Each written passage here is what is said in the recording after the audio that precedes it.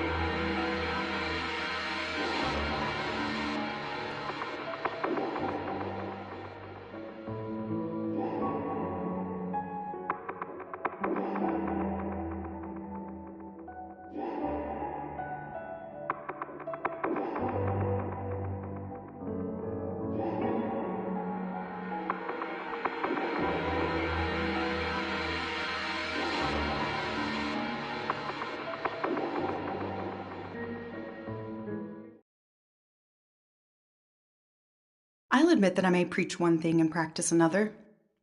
I had hoped here to unearth the essence of patience. A solid marriage, for example, may be the cornerstone of all manly affairs, and for this the utmost patience is required. And yet we find this quality conspicuously absent from the man of our times. So how can I pretend to preach patience when time is my worst enemy? Were it possible, I'd run off to places unknown, escaping from time entirely. But there is no escape. He, that bony reaper with his gap-toothed grin, if not for my soul, shall come someday for whatever he may find within me. Perhaps he'll come for the very words I speak now. But he won't give a damn whether this monologue is finished, whether I feel it done. When time comes to me, I shall deliver my revelation to him. Espousing the virtues of patience under time's shadow is utterly futile.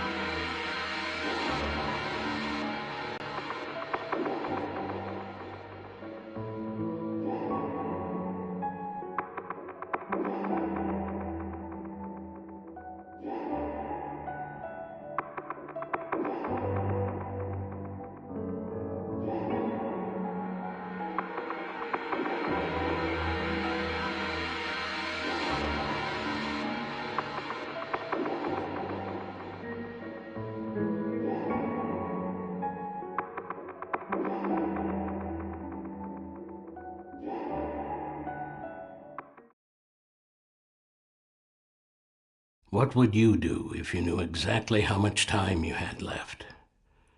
Imagining what it's like to be an Inky is a frequent pastime of armchair philosophers in bourgeois imperial salons. Travel through time is both a gift and a curse for the Inkies. It comes hand in hand with the knowledge of one's remaining life. Since they can transport themselves through time and space, the Inkies could even give an account of their own demise prior to its occurrence. All Inky deaths are documented in the Book of Days to Come. When an Inky seeks to know his remaining time so as to settle his affairs, he need only turn to the book. It's too much to even imagine the morbid, base traditions of these savage people.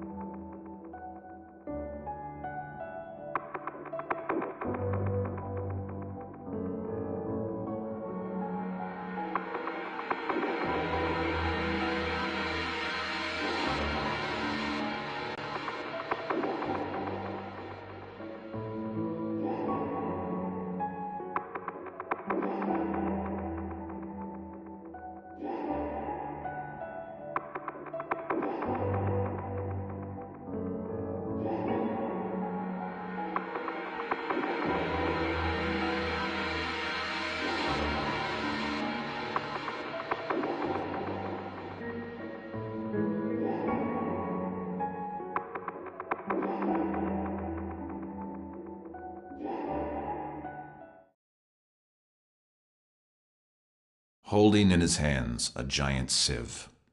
Time stands ever sifting.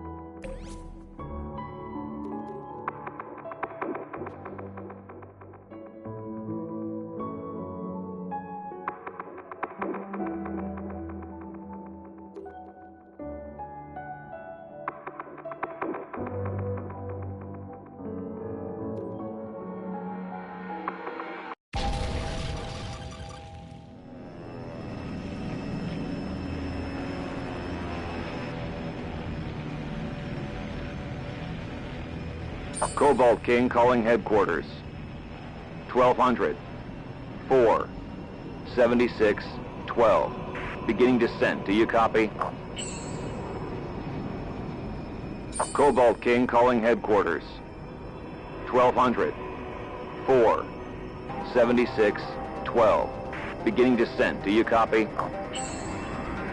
Copy that, 1200. 4. 76.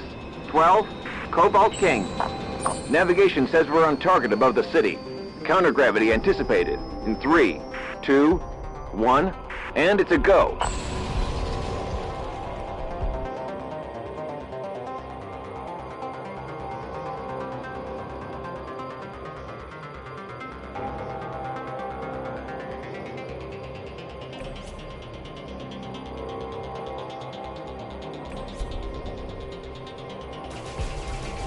.22. Hit him hard.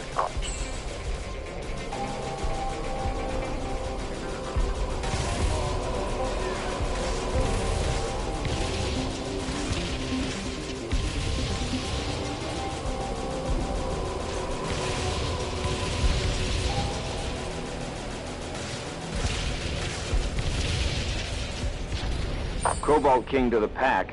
2 Merensteins at 55. I'd rather not have to face them one-on-one. Copy that, Cobalt King. 20 and 22. There are 2 Merensteins at 55. No, 54.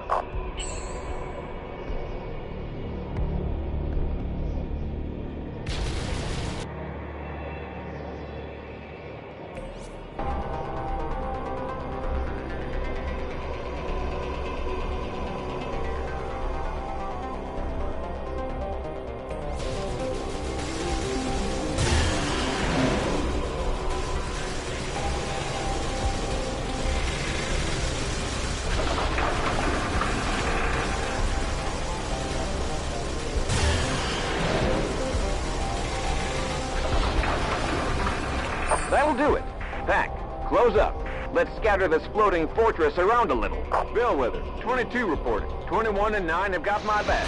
With this speed, we'll smash against the trace wall. I'll activate the time capsule. Damn it!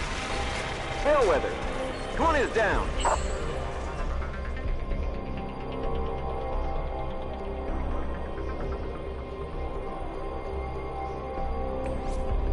Affirmative, 22. Time capsule active. Let's go.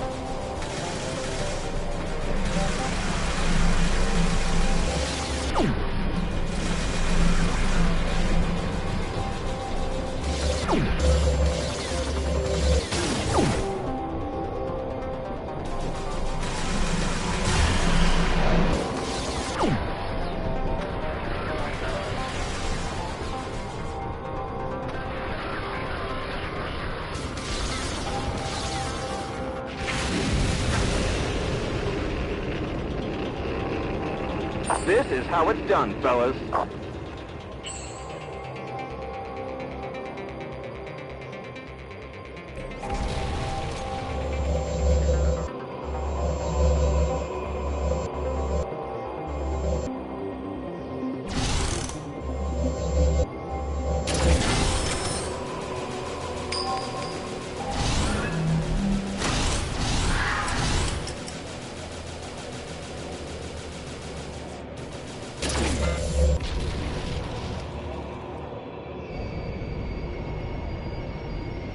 All present and accounted for? Pack. Close up and report. Cobalt King, airspace in your zone is spick and span. Much obliged, Bellwether. Cobalt King to headquarters. 600, 4, 112, 12. In position. Half near to launch. Copy that, 600. 4, 112, 12. Cobalt King. Roy Janet has successfully dropped the nuke.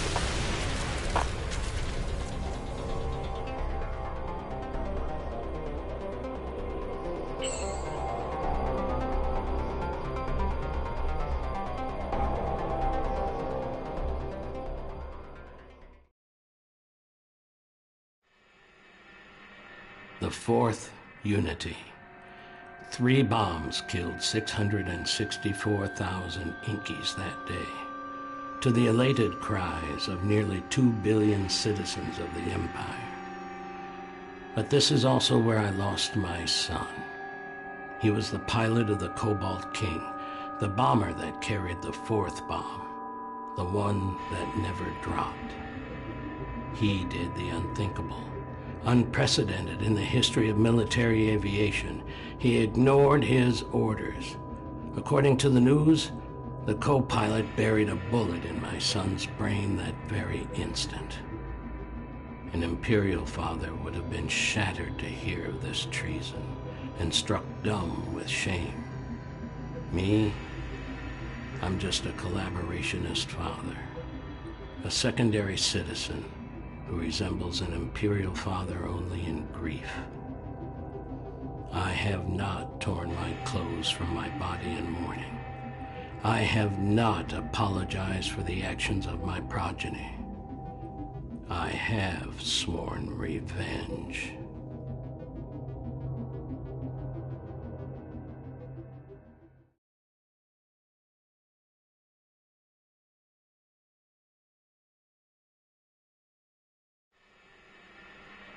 Moneta Point. We call it the Eternal War, but to be realistic, the bombing of Mirage Mountain all but wiped our nation off the map. Since the war broke out, more than 2 million Yankees have vanished without a trace. Imperial stormtroopers and collaborationist headhunters dragged them away, women, men, and children alike.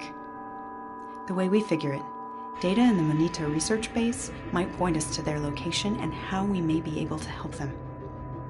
We shall take every measure, no matter how few our numbers may be.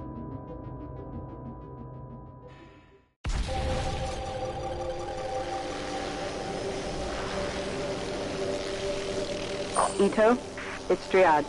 We're at the Rift. Beginning descent. Good luck, Akita. Activity in the confinement area is about what we expected. I'll make a little noise to draw their attention.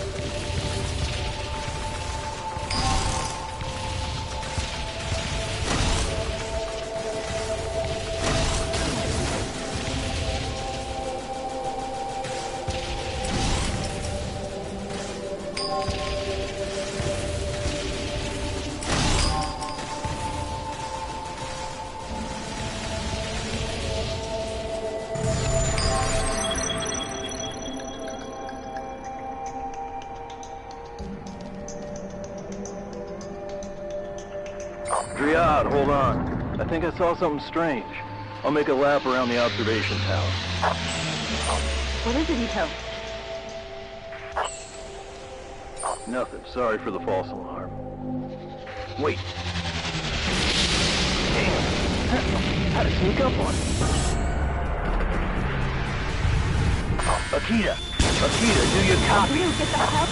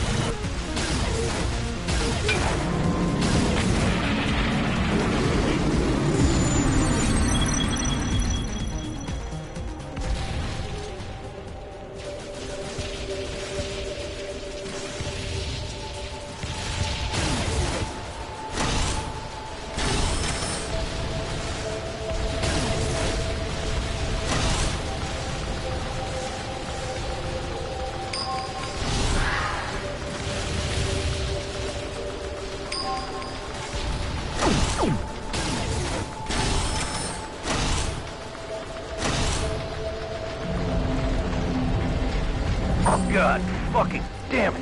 Fuck.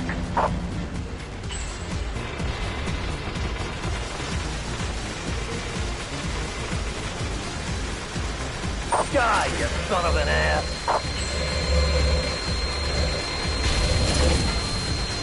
Akita! Akita!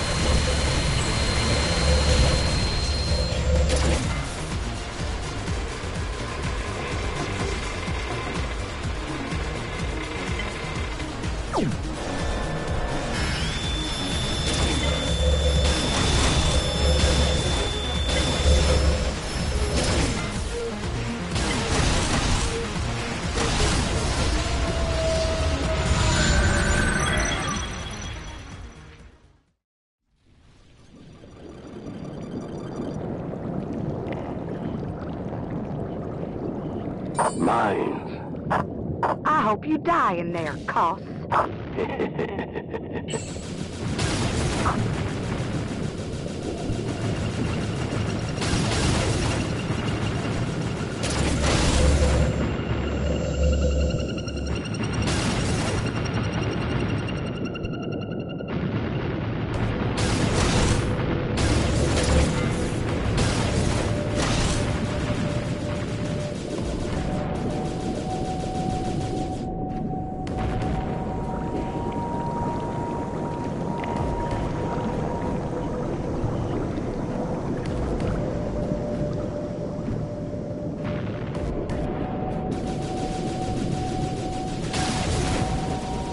I'm in the service tunnels.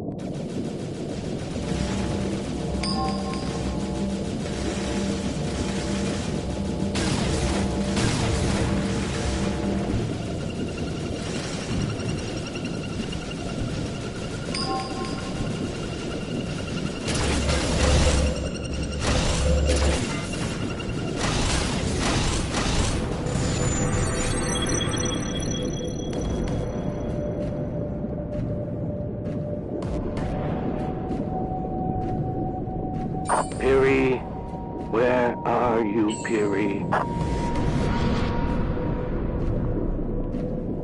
Ah, I see your watchdog's awake.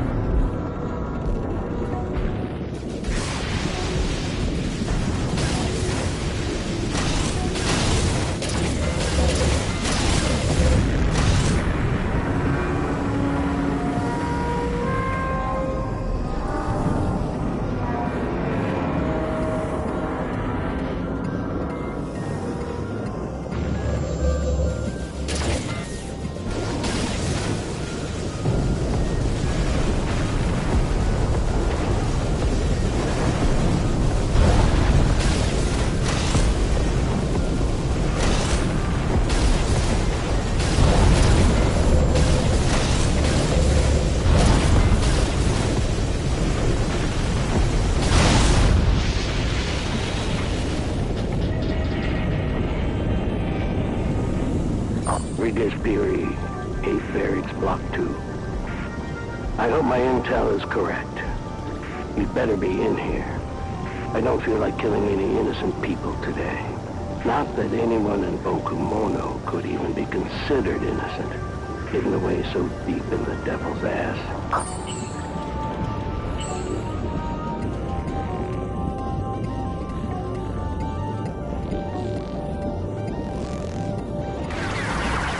I'll pay you double, you piece of shit.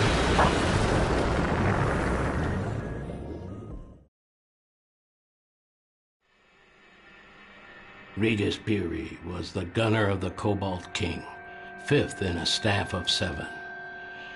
He wasn't my son's killer, but my revenge caught him up, as it did all other members of that damn crew. It took me circles to find him. The Empire cast him into Bokumono for rape. And for all anyone cared, he could have rotted there forever. The girl he raped was an Inky named Miriam Magusa, but her racial handicap was a well-kept secret. Should it ever come to light, she'd end up in a dirty, forgotten labor camp like the rest. So far, she's dodged suspicion. Imperialists are too half-witted to look beneath the surface. She was young and tough, but more important for my purposes, she was a pilot who could be politically compromised. I needed her to help me pay that bastard back for the death of my son. Peary wormed his way into her body. I did the same with her soul. I threatened her with exposure, so she stuck by me.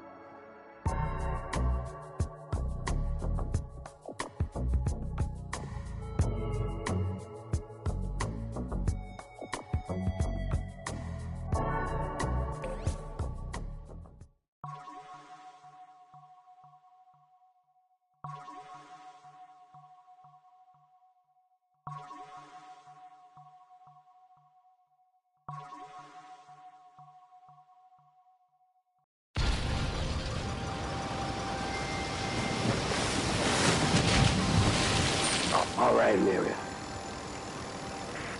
You may not like it, but you're the bait. You've got to alert the entire defense net. And then? Will you leave me be? Koth, will you let me go? We'll see, my dear.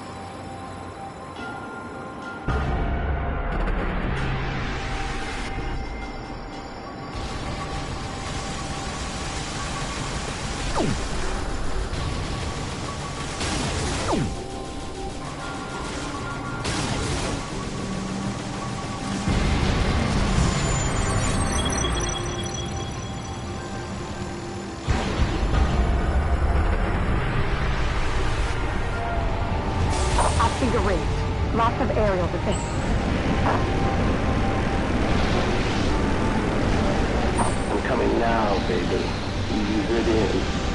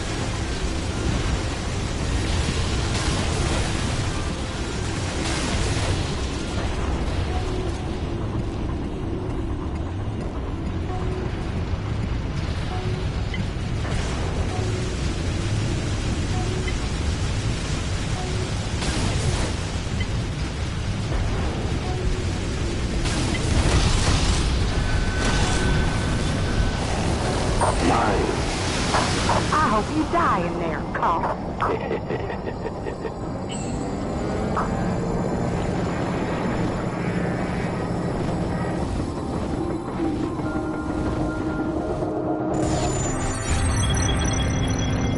I'm in the service tunnel.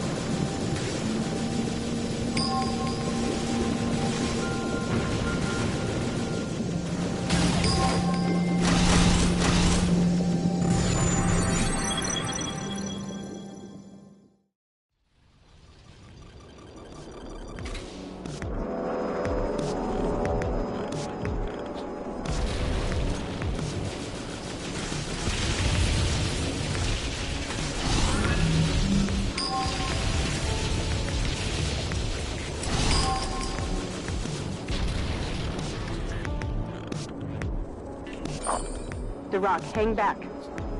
I've got to clear the cave first. Copy that, Dryad. Thanks.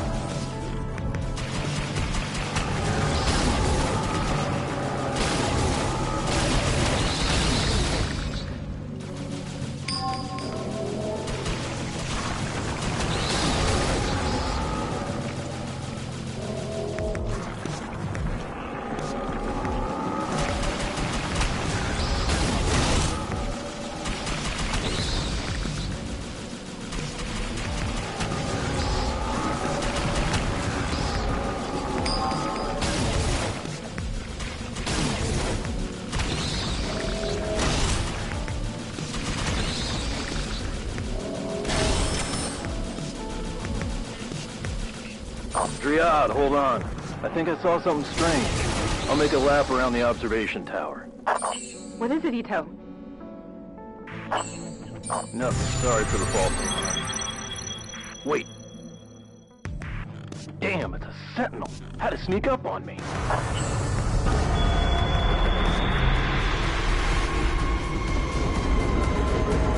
Ito, get the hell out of there as fast as you can. Ito! The Rock, what happened? There's a huge storm over there. Communications are shot. The Rock, the passage is clear. Guide the carrier through. I'll keep the guard train busy. Get that can docked.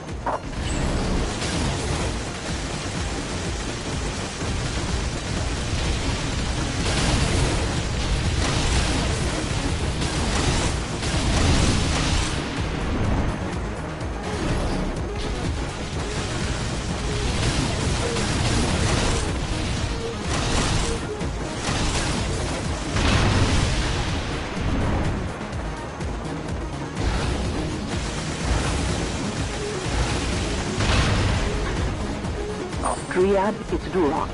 Carrier in place. I repeat, carrier is in place. Sergeant says we'll need at least 200 meters since we still have no clue what we're even looking for. Do it!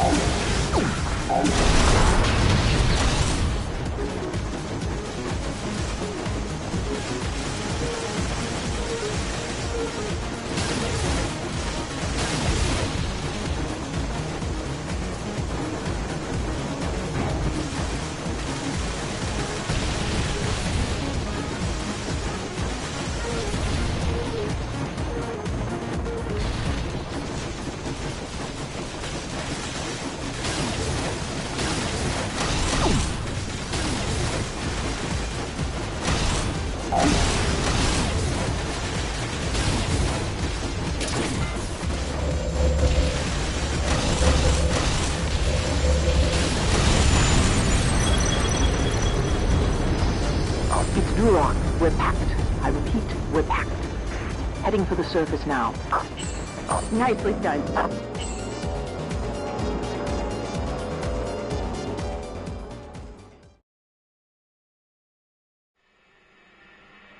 We didn't lose a single person during the Manita operation, but we lost an entire civilization. The scientific data and documents we found there were horrific, beyond what we could imagine. The Imperials, hoping to develop technology that could control time, burned out or otherwise destroyed all their Enki captives' sensory organs in order to make them more docile and easier to handle. These deaf, blind, nerveless creatures are indistinct from the worms in the Manita caves. Except for their dreams, that is. The only thing that keeps them from simply expiring is their occasional remembrance of life, inspired, of course, by a fear of death.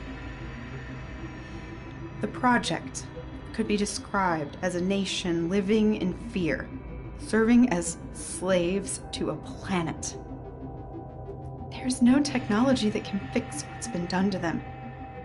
There is no way to right this wrong. Even if we free our people, we cannot give them back their lives. It's over for the Yankees.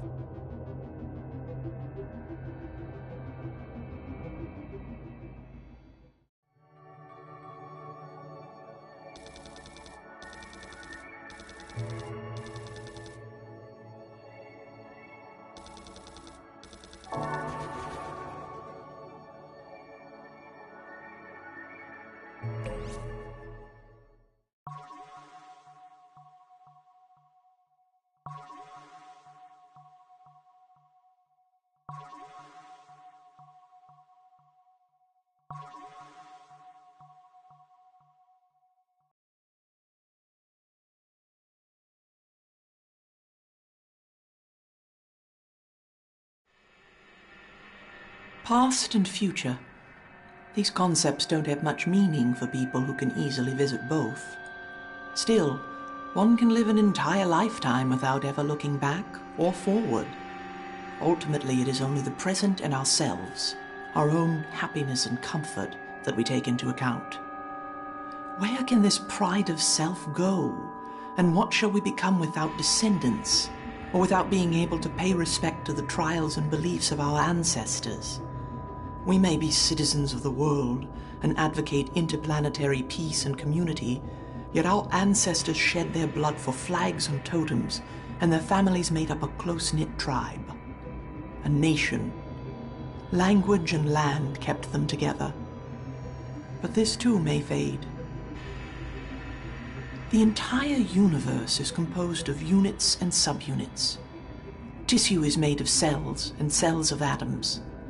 This is the essence of nature, the same nature that made a mockery of me. It was my fate to be childless. The flame that burns brightest burns quickest, and with a future denied me, this is how I chose to live my life. I had hoped the raid of the Iborg factory in the Cardinal Canyon would let me burn as bright as the stars.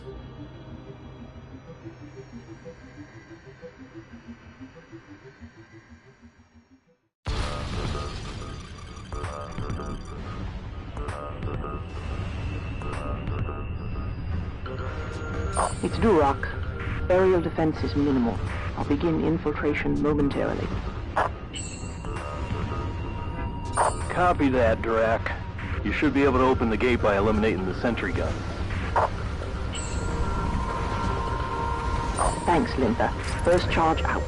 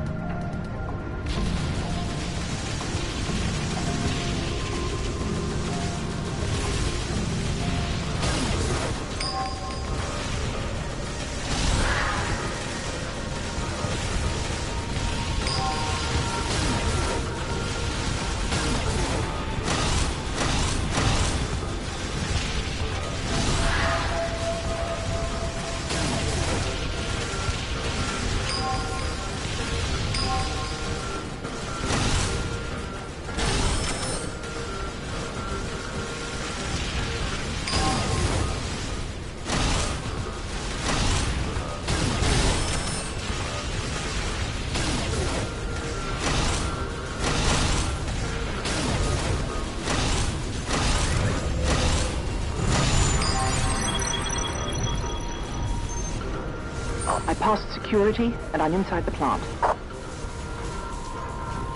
Perfect. You'll be coming to a junction soon. You'll have to follow the path of the raw material transporter. You've got to hide in the supplies. You want me to fly inside the raw material, of all things? Yes, and do it fast. Be careful.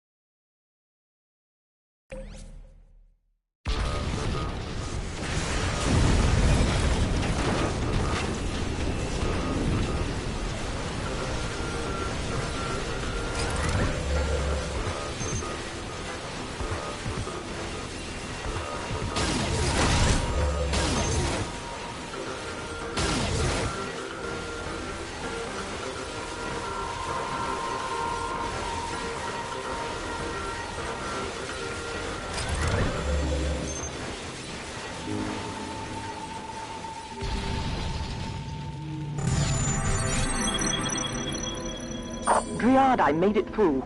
3rd, 4th, and 5th charges out.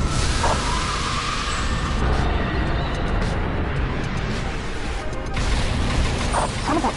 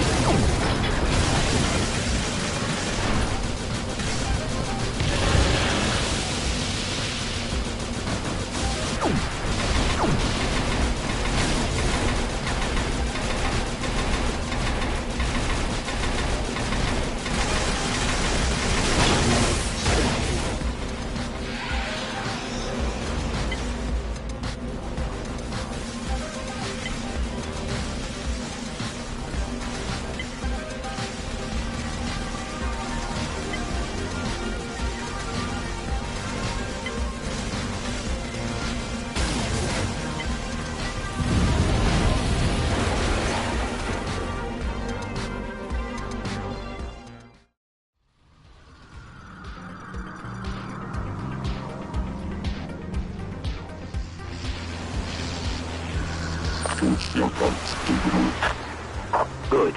You're almost there. Now, let's see what you can do.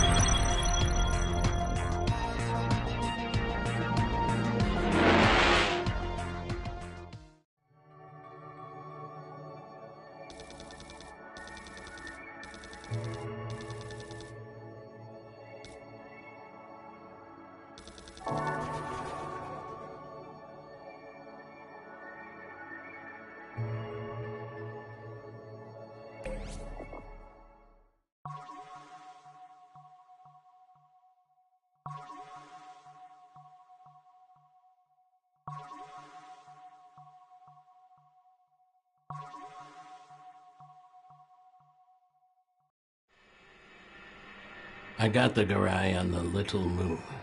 The sons and daughters of this lazy, simple nation support their slovenly way of life with their constitutional right to hold and trade military-grade robotics. Why I bought a Garai is simple. It's top of the line and the pride of the Empire.